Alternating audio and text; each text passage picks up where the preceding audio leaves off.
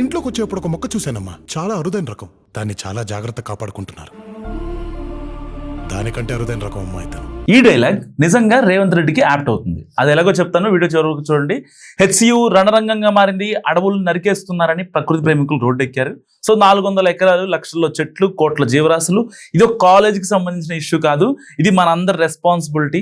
So ఇక్కడ వరకు అంతా బాగానే ఉంది. కానీ రేవంత్ రెడ్డి చేస్తున్న పనులు తన స్వలాభం కోసం చేయట్లేదు. ఇంకోటి ఏంటంటే ఈ భూమి టెక్నికల్ గా కూడా ప్రభుత్వానిదే. పోలీస్ వాడిన ప్రతి లాఠీకి జవాబు 1,00,000 ఓట్లు మైనస్ అయితే చెప్తున్నాం.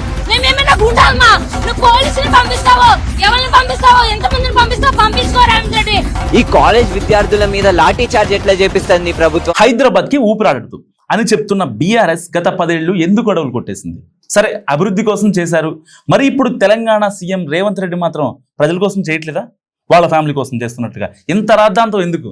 50,000 కోట్ల పెట్టుబడులు వస్తే మన హైదరాబాద్ కదా మరింత బాగుపడేది, మన తెలంగాణ వాళ్ళకే కదా మంచి జరిగేది.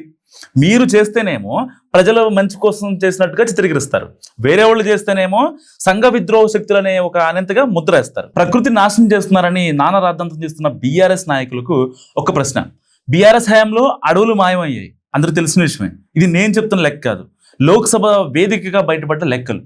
10 ఏళ్లలో దేశవ్యాప్తంగా 1,73,396 ఎకరాల్లో అడవులు కొట్టేస్తే ఒక్క తెలంగాణలో 11,422 ఎకరాలు కొట్టేశారు. సో టాప్ 3లో ఉన్న తెలంగాణని చూపించు వీళ్ళు సీఎం రేవంత్ రెడ్డి మీద అవాకులు చవాకులు పేలుస్తున్నారు. సో ఈ లెక్క అంతా 2019 నుంచి 2024 మధ్య జరిగింది. మరి 14 నుంచి 19 జరిగింది, అది ఇంకా అది ఎవరికి తెలియదు, ఉన్నది వేరే విషయం. పర్యావరణాన్ని నాశనం చేస్తే మన మీద ప్రకృతి పగబడుతుంది, ఇది నిజం, అందరూ ఏకీభవించాల్సిందే దీనికి. సో యూనివర్సల్ ఫ్యాక్ట్ కాబట్టి. కానీ ఇదంతా పెద్ద రాజకీయం అయింది కాబట్టి ఒక్కసారి ప్రభుత్వ వర్షన్ వినే ముందు బీఆర్ఎస్ వర్షన్ విందాం. పర్యావరణ ప్రేమికులు, దేశ స్థాయిలో రాష్ట్ర స్థాయిలో ఉన్నవాళ్ళు, మేధావులు మౌనంగా ఎందుకున్నారని మేము అడుగుతున్నాం, పిల్లలు అడుగుతున్నాం. పర్యావరణ సమతుల్యత దెబ్బతింటుంది, పర్యావరణం దెబ్బతింటుంది, అర్జెంటుగా కాపాడాలా, దీన్ని రద్దు చేయాలా అని మాట్లాడినారు కొంతమంది వ్యక్తులు. పిటిషన్లు పెట్టిన అధ్యక్ష, దీనిలో హైదరాబాద్ రాక్స్ ఉన్నాయి. ఇదో విచిత్రమైన కథ అధ్యక్ష. వాడు ఎవడు పిడిచాడో, ఎక్కడికి పిడిచాడో. ఓపెన్ ల్యాండ్ హెరిటేజ్ ఉంటుంది అధ్యక్ష నా ప్రపంచంలో. ఓపెన్ ల్యాండ్ హెరిటేజ్ అంటే భూమి మీద ఎవడే మాట్లాడితే భూమి కూడా హెరిటేజ్ వచ్చింది, అంతే. భూగోళం హెరిటేజ్. ఇక పుట్టినోళ్ళ చెట్ల కింద బతకాలి, చచ్చిపోవాలి అధ్యక్ష. ఏం ముట్టదు, ఏం పట్టదు, బికాజ్ హెరిటేజ్. చాలా విచిత్రంగా ఎక్కడి నుంచి వచ్చిన కమిటీలు రూల్స్. కంచె గచ్చిబౌలి భూములపై బీఆర్ఎస్ డ్రామా ఆడుతోంది. అధికారంలో ఉన్నప్పుడు భూములను ప్రైవేట్ వారికి అప్పగించిన బీఆర్ఎస్ ఇప్పుడు ప్రతిపక్షంలో నాటకం ఆడుతుంది. అసెంబ్లీలో కేసీఆర్ చెప్పిన మాటలు, బీఆర్ఎస్ నేతల నేటి వ్యాఖ్యలు, ఏది నిజమో మీరే తెలుసుకోండి. తెలంగాణ సీఎం రేవంత్ రెడ్డి గుంట నక్కలు అని పిలిచింది ఎవరైతే దీన్ని అడ్డు పెట్టుకొని రాద్ధాంతం చేస్తున్నారో వాళ్ళని, అంతేకాని అక్కడ వన్యప్రాణులు లేవని కాదు, లేదంటే అక్కడ చదువుకుంటున్న విద్యార్థులని కాదు. ఎవరైతే కావాలని రాద్ధాంతం చేస్తున్నారో ఈ ఇష్యూని వాళ్ళని ఉద్దేశించి మాత్రమే అన్నారు. కానీ ఆయన మాటలను వక్రీకరించి అక్కడ గుంట నక్కలు లేవు, లేకపోతే ఇంకోటి అని చెప్పి చాలా ఇది చేస్తున్నారు. సో ఇదంతా ఈ నాన్ సెన్స్ మానుకోవాలని కూడా నిజంగా చాలా మంది పిలుపునిస్తున్నారు. 25 సంవత్సరాల క్రితం బిల్లీరావు అనే వ్యక్తికి, ఒక ప్రైవేట్ వ్యక్తికి, ప్రైవేట్ సంస్థకు ఆ భూమి కేటాయించారు. 25 సంవత్సరాల నుంచి ఏ రోజు కూడా సెంట్రల్ యూనివర్సిటీ దగ్గర ఆ భూమి లేదు. తెలంగాణ ఉన్న కంబైన్డ్ రాష్ట్రంలో 2006లో ఆనాడు కాంగ్రెస్ పార్టీ రద్దు చేసింది ఆ కేటాయింపు. అక్కడి నుంచి కోర్టు కేసులు జరిగినాయి. 2014లో తెలంగాణ రాష్ట్రం వస్తే 2024 వరకు 10 సంవత్సరాలు గత ప్రభుత్వం బిల్లీరావు నుంచి భూమి గుంజుకోలేదు అధ్యక్ష.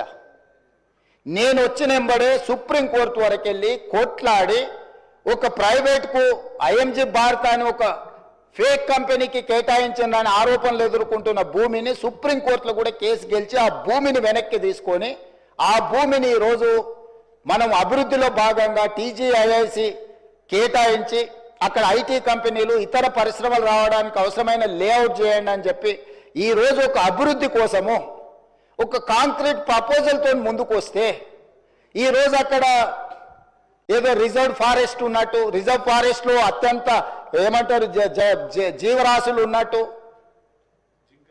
జింకలు, పులులు, సింహాలన్నీ ఆనే ఉన్నాయి అన్నట్టు. జింకలు, పులులు, సింహాలు లేవు అధ్యక్ష. ఆ చుట్టుముట్టుతో కొన్ని గుంట నక్కలు చేరి ఇట్లా వ్యవహరిస్తున్నాయి అధ్యక్ష. గుంట నక్కలకు గుణపాఠం చెప్తాం అధ్యక్ష. తెలుగు సినీ ఇండస్ట్రీ కూడా కదిలి వస్తుంది. గవర్నమెంట్ డెసిషన్ ఒక్కసారి ఆలోచించుకోవాలని కూడా వాళ్ళు చెప్తున్న పరిస్థితి. నేను ఎలాగైనా 44 అయిపోయాను, నేను ఎలాగైనా రేపు మాపు పోతాను, I'm old, but for my kids and all our kids for their future we need oxygen, we need water. ఈ ఒక్క 400 acres కుదిరితే ఏదైనా, if there is any possibility, if we can stop it. So Kancha Gachibowli భూములను 400 ఎకరాలు, దాంట్లో ఉన్న racks ని కానీ, ఎప్పుడైతే ఆ చిన్న చిన్న లేక్స్ కానీ, వాటన్నింటినీ ఇబ్బంది లేకుండా డెవలప్మెంట్ చేస్తాము. కొన్ని వేల కోట్లు, దాదాపుగా 50,000 కోట్లు అని చెప్తున్నారు. సరే అంత యాక్యురేట్ గా ఎంత అనేది పక్కన పెడితే అవన్నీ పెట్టుబడులు తెచ్చి ప్రజలకి, అంటే తెలంగాణ ప్రభుత్వానికి, ప్రజలకి మంచి జరగాలనే సదుద్దేశంతో గవర్నమెంట్ ముందుకెళ్తుంటే బీఆర్ఎస్ నాయకులు మాత్రం విద్యార్థులను రెచ్చగొడుతూ, మరి వీళ్ళు ఈ 10 ఏళ్లలో వీళ్ళు చేసింది ఏమన్నా మామూలు పనే? దాదాపు 20,000 ఎకరాలు కొట్టేశారు కదా. దాదాపు 400 ఎకరాలు ఇప్పుడు ఎందుకు కడదాం అనుకుంటున్నారు? దానివల్ల మంచి ప్రైమ్ ఏరియాలో ఉంది, దానివల్ల పెట్టుబడులు వస్తాయి, నలుగురికి ఉద్యోగ అవకాశాలు వస్తాయి. సో ఇలాంటి ఉద్దేశంతో సీఎం రేవంత్ రెడ్డి గారు తలపెట్టిన ఈ కార్యక్రమాన్ని బీఆర్ఎస్ నాయకులు వక్రీకరించి చెప్తున్నారు. సో సరే, వాస్తవానికి అడవులను కొట్టేయడం, లేకపోతే ఇంకోటి చేయడం రేపొద్దున హైదరాబాద్కి ఊపిరాడదు అన్న కొంచెం పాయింటే. కానీ ఇక్కడ దీని వెనుకున్న అభివృద్ధిని రేవంత్ రెడ్డి చూస్తున్నారు, తెలంగాణ ప్రభుత్వం చూస్తుంది. దీన్ని తప్పట్టడం ఎంత వరకు కరెక్ట్ అని మీరు అనుకుంటున్నారు? నాకు కామెంట్ కూడా తెలియజేయండి. చూస్తున్నానండి మహానగర్.